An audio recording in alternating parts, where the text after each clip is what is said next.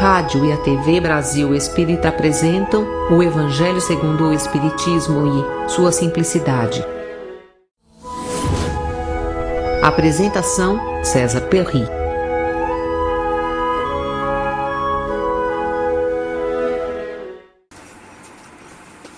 Amigos da Rádio Brasil Espírita de Maceió, estamos dando continuidade aos estudos, aos comentários no programa O Evangelho e Sua Simplicidade. E seguimos a obra básica de Allan Kardec, o Evangelho segundo o Espiritismo. Hoje nós estaremos analisando o capítulo 21, que é intitulado Haverá falsos cristos e falsos profetas.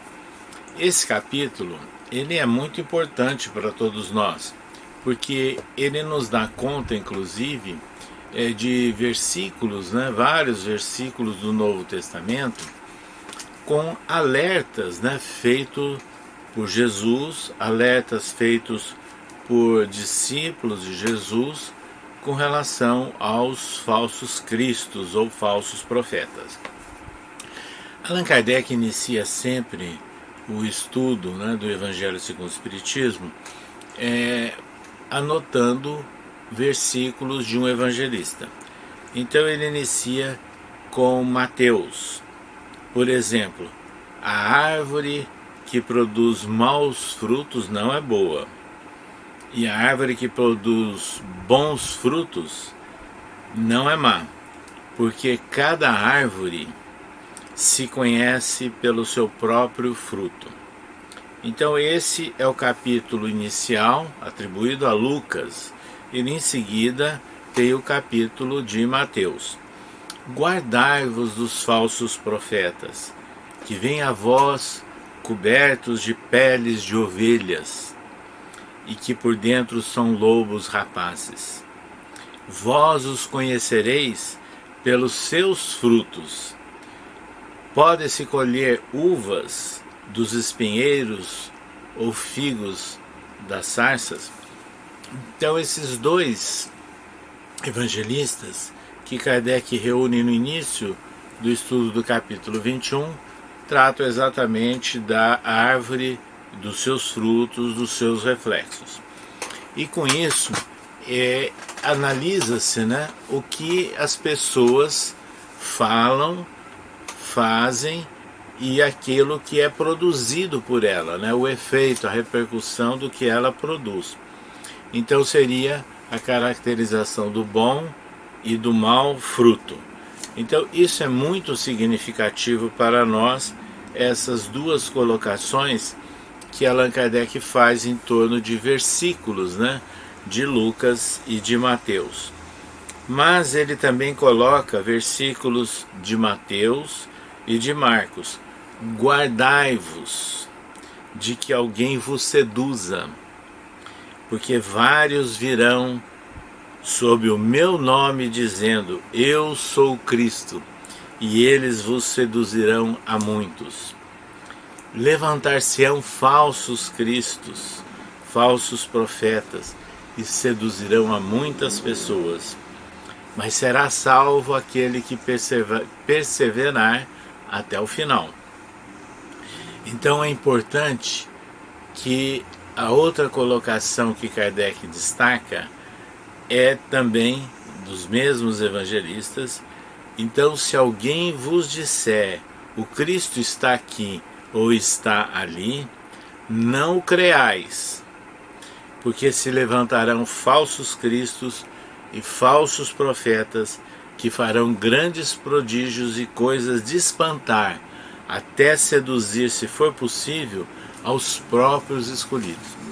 Veja então a gravidade desses alertas dos evangelistas. E isso aconteceu, sem dúvida nenhuma, em seguida, a partir da crucificação de Jesus.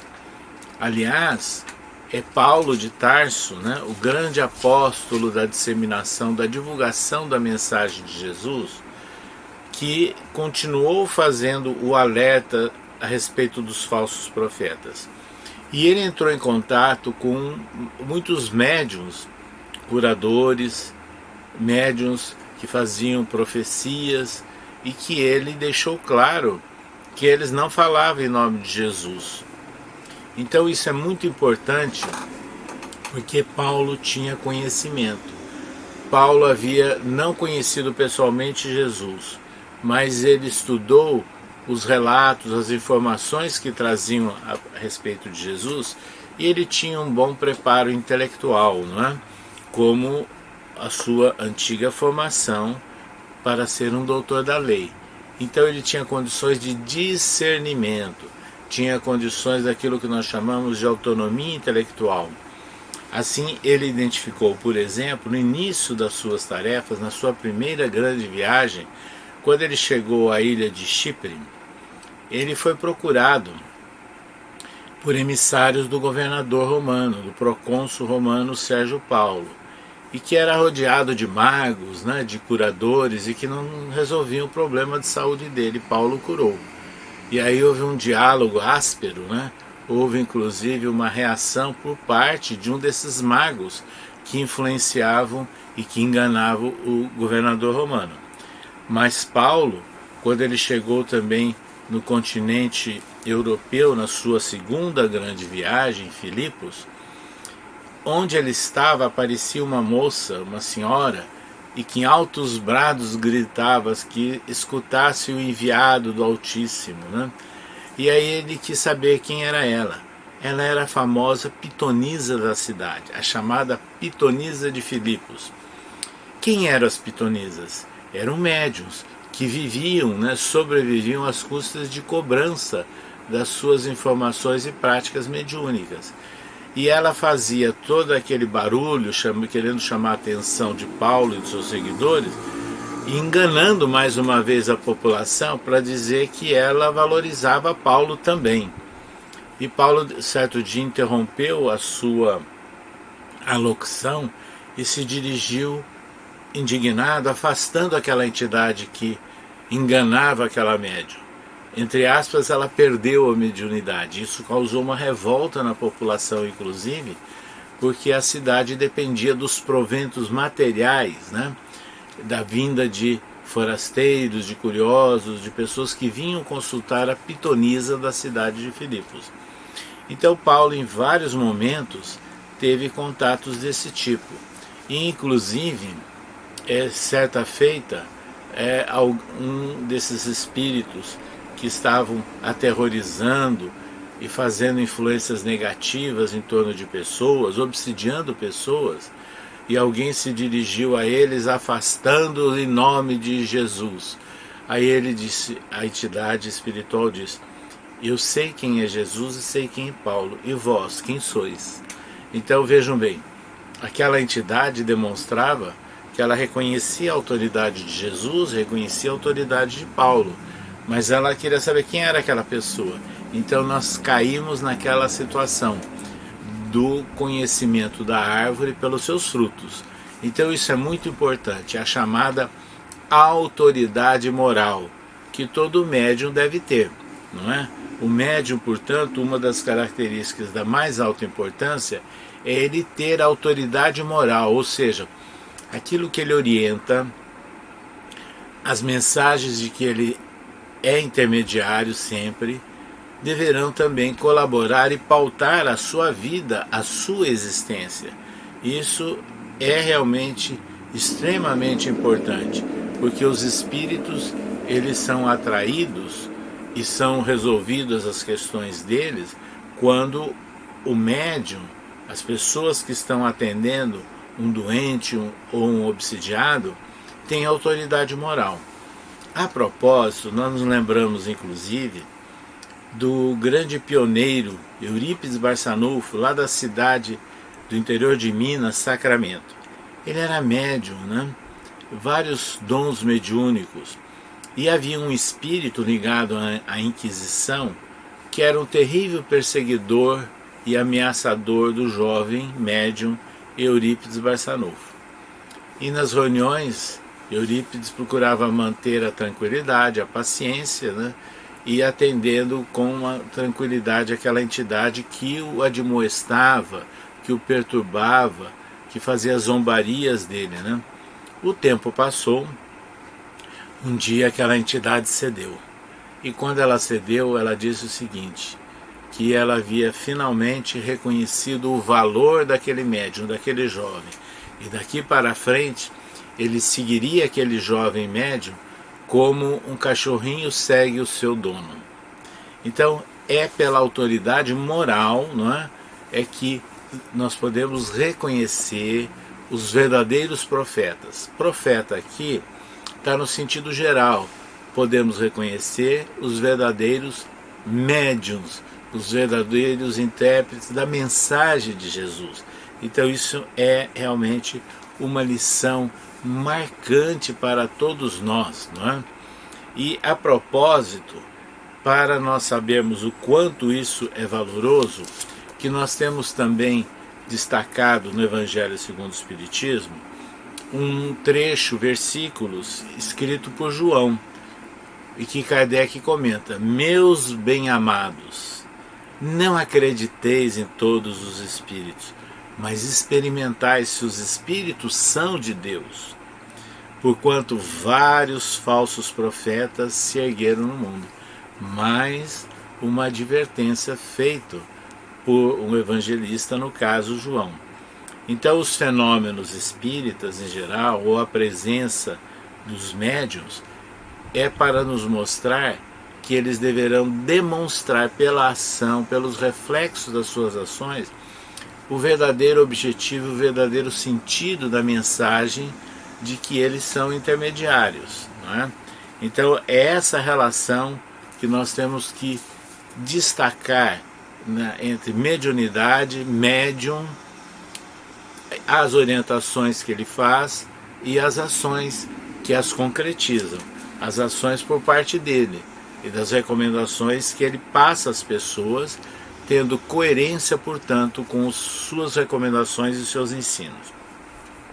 E nós vivemos numa época de muita perturbação, de muita instabilidade, uma época de muitos contrastes, e que surgem muitos donos da verdade, encarnados e desencarnados. Muitas pessoas que falam exatamente: o Cristo está aqui, o Cristo está ali, não é, como se fossem intermediários exclusivos de Jesus. E essa exclusividade não existe. Onde estiver duas ou mais pessoas reunidas em nome de Jesus, ele ali estará. Então isso é importante nós destacarmos, né? Que independente de religião, de faixas, de ostentação e de aparências, Jesus está onde a sua ação estiver sendo concretizada, né, por duas ou mais pessoas.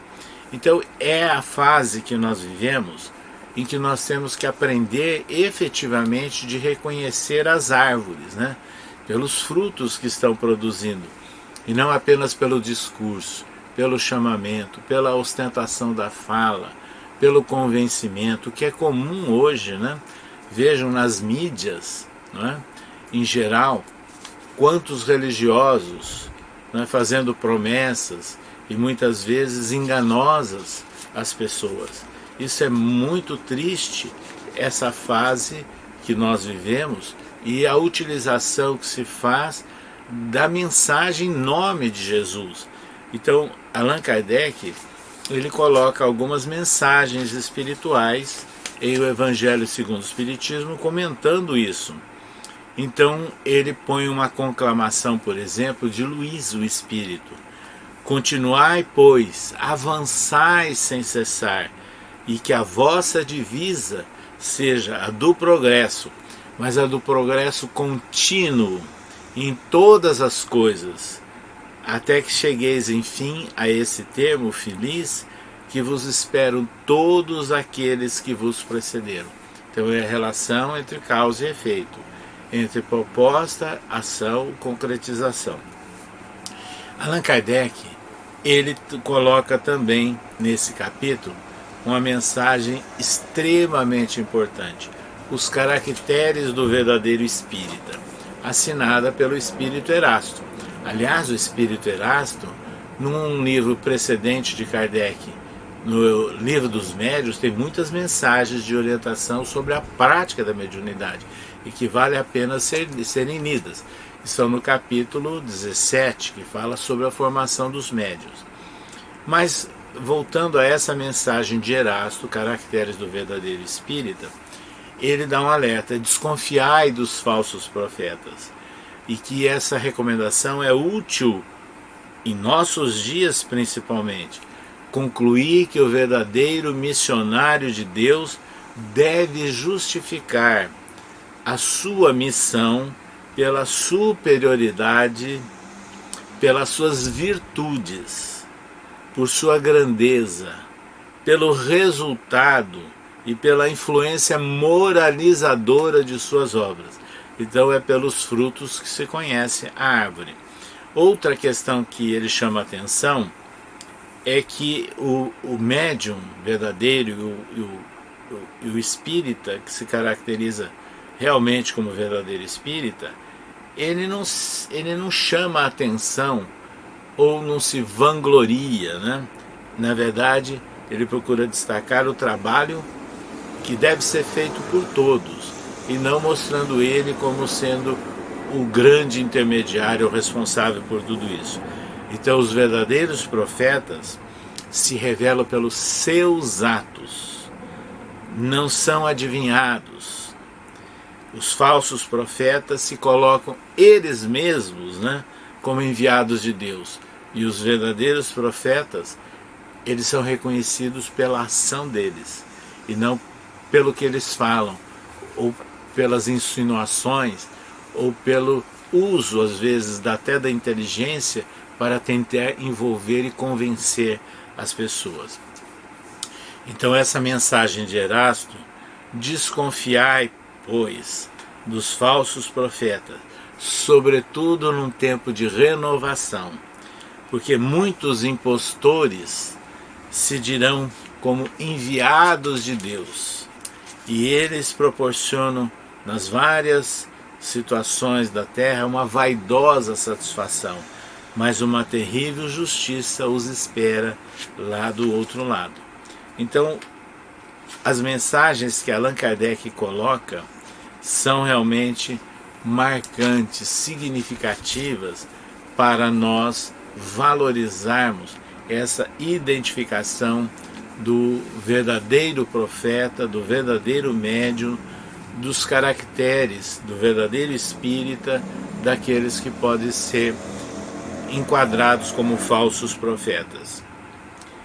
Há também uma colocação lá do Antigo Testamento, né, de Jeremias, porque ele diz assim: se pois esse povo, um profeta, um sacerdote, vos interroga e vos diz qual é o fardo do Senhor, vós lhe direis: vós mesmos é que sois o fardo, e eu vos lançaria bem longe de mim, disse o Senhor.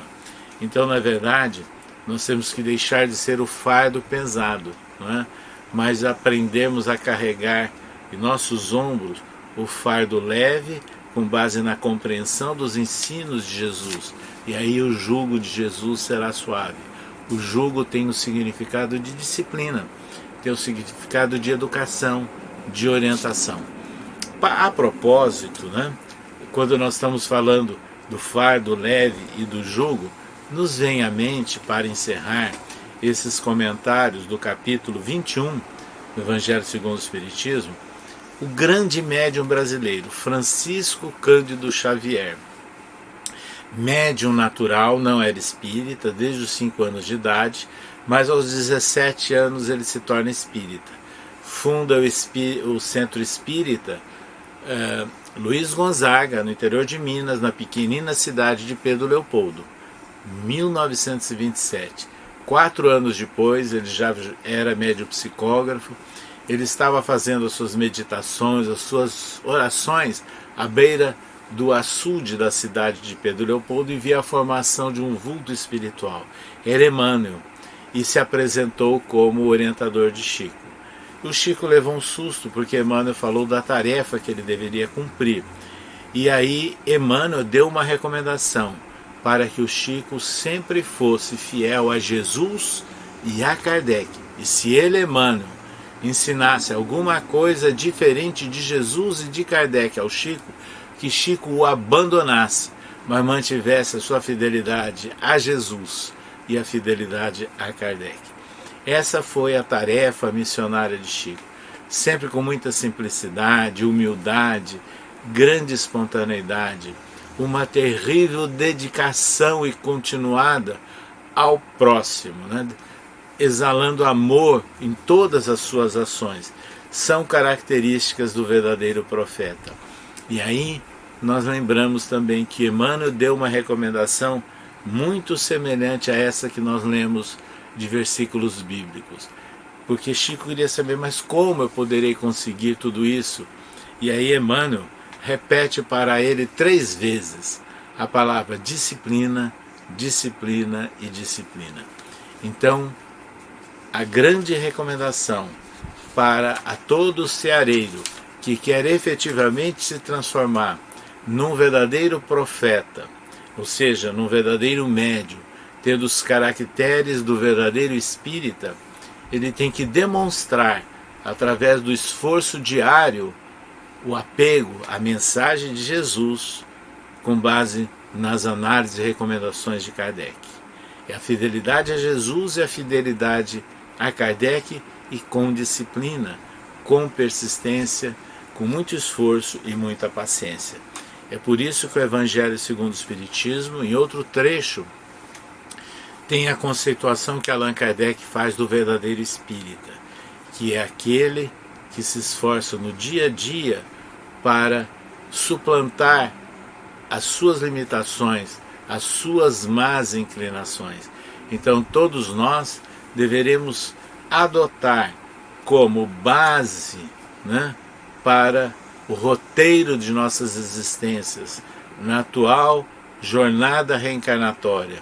Mantermos fidelidade a Jesus, fidelidade a Kardec e com muita disciplina irmos seguindo no nosso dia a dia esse esforço, balizando um roteiro seguro, um caminho, como Jesus certa feita nos disse, para que tenhamos sempre a oportunidade de que a nossa palavra, as nossas ações, as nossas recomendações, elas sejam coerentes sempre, e coerentes com a essência dos ensinos de Jesus, a essência, portanto, de toda a mensagem do ensino moral de Jesus. E aí está a base, portanto, para nós identificarmos o verdadeiro profeta. Daí a razão de, com muita justeza e muita clareza, Allan Kardec ter elaborado esse capítulo 21 do Evangelho segundo o Espiritismo. Haverá falsos cristos e falsos profetas. E ter fundamentado, né, o início desse capítulo com a frase de Lucas, do evangelista Lucas: a árvore que produz maus frutos não é boa, e a árvore que produz bons frutos não é má, porque cada árvore se conhece pelo seu próprio fruto. Aí está, portanto, o nosso estímulo a todos vocês para pensarmos na relação entre a árvore e o fruto, tal como os evangelistas registraram com base nos ensinos de Jesus. Até um próximo programa.